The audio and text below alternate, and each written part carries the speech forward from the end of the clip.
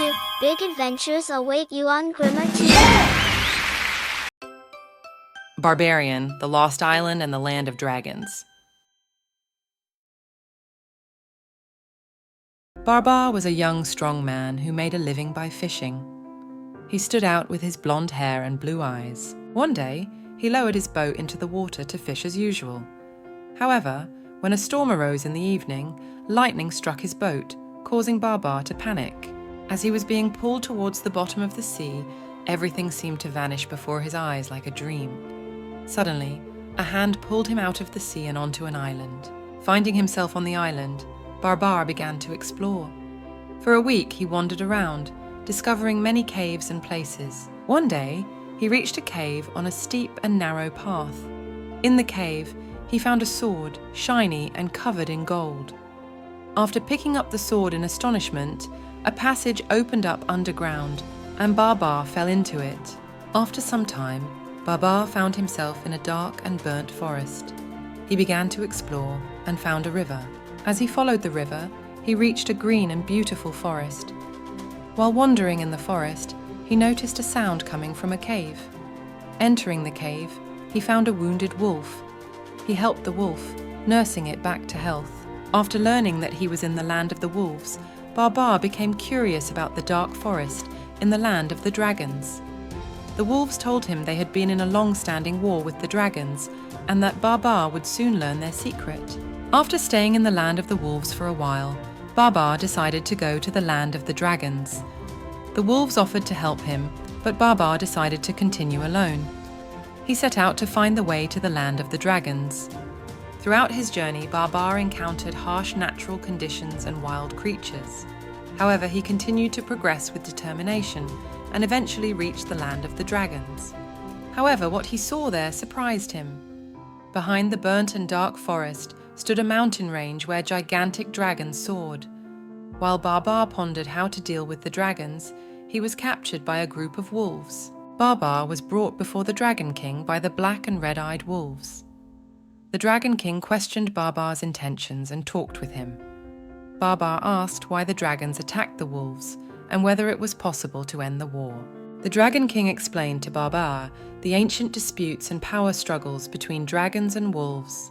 However, he said there was hope for ending the war. After this conversation with the Dragon King, Barbar decided to find a solution to bring peace by uniting the dragons and wolves.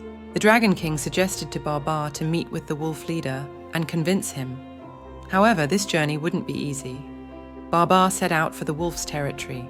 During the meeting with the wolf leader, it was revealed that the wolves also desired peace, but resisted the dragon's show of power. Barbar tried to convince the wolf leader that ending the war with the dragons was the best option for both sides.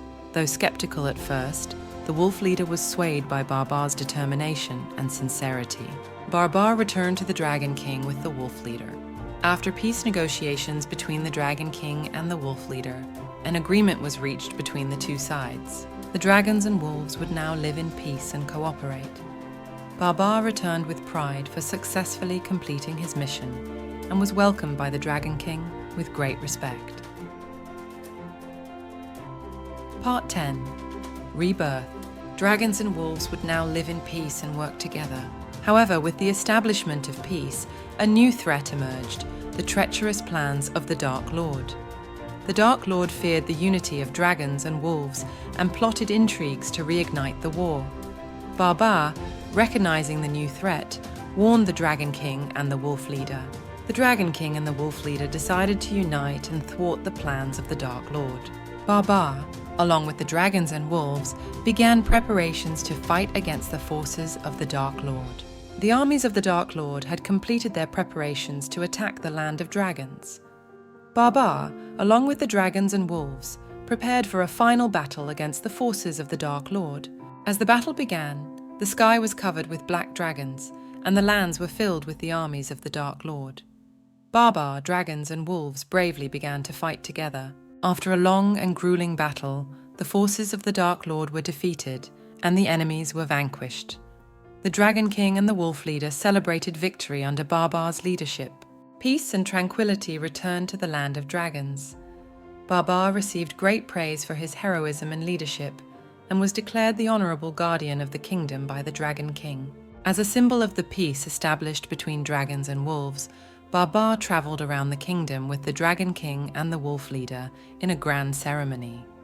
At every step, people, dragons, and wolves praised his courage and determination. Finally, Barbar was declared the heir to the throne alongside the Dragon King, earning the love and trust of the people. It was the beginning of a new era, a herald of an age where dragons and wolves would live in peace with humans. The Dragon King, the wolf leader, and Barbar joined hands to build the future of the kingdom together. Past hostilities were now forgotten, and steps were taken together to forge a new world. Dear children, do you remember the wonderful friendship between dragons and wolves? They taught us that compassion is stronger than anger. Let's hold hands and form a circle of friendship. Kind words and hugs are magic that makes everyone happy. Everyone is special, just like the heroes in our story.